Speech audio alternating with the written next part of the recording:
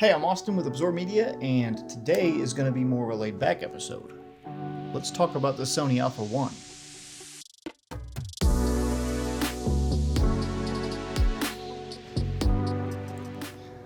So Sony A1 is Sony's new camera that they just announced the other day, as of recording this video. And I'm just going to read the specs off here on my phone. It is a 50 megapixel full frame sensor. It shoots up to 30 frames per second with no blackout, which I think that's amazing. Amazing for sports shooters, nature, honestly, any kind of photography. That's just really cool. It does 8K up to 30p, and also does 4K 120 and is in 10-bit. It's a big deal. You can also shoot 4.3K, a 16-bit raw video output. Also has S-Cinetone, 240 FPS refresh rate on the viewfinder. Wow. 5-axis steady shot image stabilization. Now, that's useful. And actually, in body stabilization is more useful than you would think. I'm starting to find it more useful for the stuff I get, the gigs I get. Dual SD card slots, you know that's important. Now, who is this camera for, in my opinion? Now, if you don't care about my opinion, I don't know why you would, but I'm putting it out there anyway. And if you don't care, click off this video. Go watch another video of ours. I go watch Peter McKinnon or something. Or PewDiePie. Or whatever else is on YouTube. Sea shanties.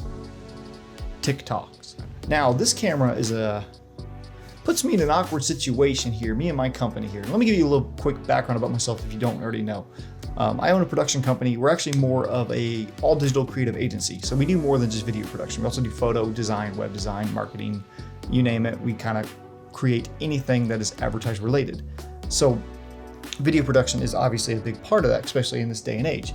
So I have been in the market for a kind of a all-in-one good video camera. As of right now, I have a couple Blackmagic pocket cinema cameras that are my main shooters from day to day. I also have a 6500, a Sony A6500. It's still live and kicking, believe it or not. Yes, I use that for weddings. I think it's super great. Still, the SLG2 is still good out of that. It's a beautiful image, and I think it's a very underrated camera nowadays. I don't really see a good enough reason for myself to upgrade to the 64 or the 6700. But we also have the A99 Mark II, which is what we use also for was our main portrait camera. And a lot of you may have not heard of this camera, and a lot of people have no idea what it is. It was Sony's final A mount camera. So then we were needing a second high megapixel camera and also looking to also move to E mount, but we had a lot of A mount lenses at the time. So we bought the A7R III actually a couple months ago at this point. So now we're in the spot where we have our high megapixel camera line for weddings, for wedding portraits and photo shoots that me and Caitlin work on together. Also, I've been looking for a good grab and go camera. So when the Canon C70 came out, I was like, wow, that looks like what I'm looking for. I need a good camera because I'm tired of caging up the Blackmagic, and I know you don't need to, but the way I shoot things and the jobs I get, I kind of got to do this. I got to do these things. The Blackmagic, I don't know how you're getting away with not being able to rig it up, because I feel like I always at least use a monitor, especially for like shooting at the hip, and that's the way I shoot. I like to hold the camera, top handle down, have the monitor up on top. I like the way Red cameras are set up. I also looked at Red, but I'm not sure if I'm a fan of Red or not. I've never shot on one. I also looked at the Z cams. Those were appealing to me too. But then when the C70 came out and the FX9 and now the FX6, I was pretty much sold on the FX9. That's what I wanted. But now the FX6 came out, and comparing those two and the price differences and for what I need, I was like, I think it makes more sense financially to go with the FX6 now that we're investing in E-mount lenses. And autofocus is becoming more and more important to me. I keep saying this if you've seen any of my other videos or my podcast, Creative Talk Podcast. Look it up if you haven't seen it yet. I'll link the YouTube channel down in the description below. But we actually just talked about the Sony A1 on that for the first half of the last episode. If you want to check that out, it'll be in the description. The FX6 is what I was pretty much sold on. And we were going to get an A7R III because the 4 just didn't justify what we needed, since it does have better video features, but we weren't buying it for video. So the 3, we saved some money on the 3 to be able to buy that and a lens. So now we have that. And the video side, I still need to find something I can just grab and go. FX6 was top of my list, you know, about to pull the trigger this year on that thing. But then the A1 comes out. Now we're taking a step back and thinking, should we have waited to buy the R or seller R or the 90 Mark II and then buy this A1 and have this one camera that does everything we need it to in one? It kind of does do everything I want it to do, but I'm not sure if that's going to be my replacement for the cinema camera I'm looking for that I need to grab and go sometimes. It's not that I don't get a lot of heads up on the jobs I get, it's just when I add up all the time it takes me to rig up the Blackmagic and pack that and then come home and break it down on every single shoot, that time adds up. All of that adds up at the end of the week. I'm going out every day of the week or even 4 days a week, and it takes me, 30 minutes, sometimes an hour and a half to find all my pieces and pack and build rigs for different shoots, because sometimes I gotta be modular. I have 2 Blackmagics to help out with that, but sometimes I need to go from handheld to a gimbal, or I need to go on like my jib, or I need to be super compact, or sometimes I need to have it on the car mount, and then I gotta have the right stuff and gear for that. And that just gets kind of tricky, because then I start planning out my day on like what pieces do I need on my camera at what times a day to save time, and that just gets frustrating. When I think this could be avoided overall with a camera that kind of has all in one, the Z Cam I think would be the perfect thing, maybe a top handle monitor for me. And I can go that way with the Blackmagic, but then I throw it on a gimbal, and then I gotta really pay attention to what lens I'm having. I gotta pay attention to what lens I have on there, because I don't have autofocus. And that's not a make it or break it for most people, I know, but that's just kind of the way I'm shooting. And I also like to use electronic sliders in the jib, and I kind of depend on autofocus a lot, because most of the time I'm paying attention to way too much on set when I'm doing shoots, and I'm usually working with people on corporate shoots that are not actors, and I'm just kind of directing them in a friendly way and trying to get them to understand what's going on, because they're not wrapping their mind around what's going on with the camera and what this video is. Normally they don't care. I mean, usually they're just there because they're told to be there to be in this video. So the A1 does have the high megapixels that we need. It also does 10-bit, and 10-bit, I'm satisfied with 10-bit. I don't necessarily need RAW, but 10-bit I'm happy with.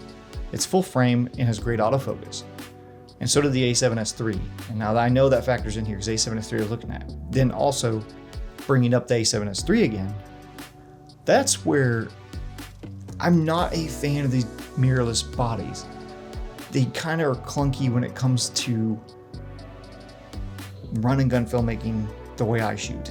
I just don't really like the feel of them. They don't feel natural to film for me. I kind of like that boxy style, And the Blackmagic is still more of that mirrorless body style for me. I just don't like it. So, will we be buying the A1? I don't know. I don't think so. I mean, the price is pretty hefty, but when you look at it, you're getting a great video camera and you're getting a great photo camera together. So I think for me, my thoughts are happening live right now. I think for me, the A1 is a great hybrid camera and checks most of my boxes, but I think it trying to be everything all in one is what breaks it for me and won't be the next purchase for my company. Now don't get me wrong, the Blackmagics are great cameras. I'm going to keep them. I'm not selling them or getting rid of them. I also hire people to shoot for us, and I need some extra cameras on hand, and the Blackmagics are great, easy cameras for anybody to pick up and learn how to use. But I think the FX6 is still on top of my list, mainly because it has the built-in ND filter, and it's also a variable electronic ND filter, which is pretty amazing. If you haven't seen that, you should definitely look up some videos on the FX6. And the ergonomics of the FX6 I think fits more of what I'm looking for, and I like that the monitor on the side, the top handle, has XLR inputs. And the only downfall of the FX6 I think is there is no, once you take the top handle off, you lose the XLR inputs, and I think I don't know if that's going to be a problem for me on gimbals or not. I normally don't need audio on any shots that I'm using a gimbal on, for the most part. So when it comes down to the FX6 and the Sony A1, for me personally, I think I'm gonna go with the FX6. I've heard people say like, there is no perfect camera, there is no best camera, and that's fact. There is no perfect camera, but there is always the camera that inspires you. Like what camera, is it that you're going to use? What camera are you going to pick up and want to take out and make and create stuff? What camera is going to not get in your way of your creativity and just let you do what you want to do and not think about all the moving parts on a rig or pieces you need to add or more stuff to buy? Now for me, I need great autofocus, and a lot of the time I need that shallow depth of field. Sometimes I'm not in the best setting and I can only do my best to compose a shot and light it. Sometimes I really do need to just blur that background out, and it does make some things more interesting. Not saying that it's only a beautiful shot if it's got the most bokeh, but it is appealing and there is an aesthetic to full frame, and I'm not saying full frame's better, but I am starting to like that look a little more, and it's also going to do a lot better for me in low light, so that's another pro too. But this video is not about the FX6. We'll probably do another video about that later, but this is more about the Sony A1 and where that lands, in my opinion, in my eyes, as a digital creative agency on what I need at this time. Now I have the A7R and some older high megapixel cameras, and I have great video cameras. I just don't know if that's going to check all the boxes for me to do what I needed to do. And I don't know if it's a good beginner camera because obviously the price of this thing is around $6,000. I think it's $6,500, but it's a hefty price.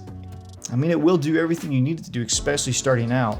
It's a great all-in-one camera, I think, in my opinion, just looking at it. Obviously hands-on could be different, but I don't think it's going to be the camera that changes the way I work. I think to me, it's still a photo first camera, and it's probably not going to be the first camera to look at if you're looking for video.